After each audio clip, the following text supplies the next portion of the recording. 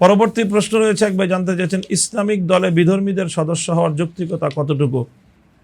যদি বিধর্মীরা চিন্তা করে, এরকম করতেই পারে যে ইসলাম যদি সে আকীদা হিসেবে ধর্ম হিসেবে গ্রহণ নাও করতে চায়, কিন্তু ইসলামের যে রাজনৈতিক ব্যবস্থা, ইসলামের যে মানুষের অধিকারের যে ব্যবস্থা এবং মানুষের জানমাল ইজ্জত আবরু নিরাপত্তার যে বন্দোবস্ত ইসলাম দিয়েছে, এটি শুধু মুসলমানের জন্য নয়, একজন অমুসলিমের জন্যও পৃথিবীতে সর্বশ্রেষ্ঠ ব্যবস্থা নিঃসন্দেহে।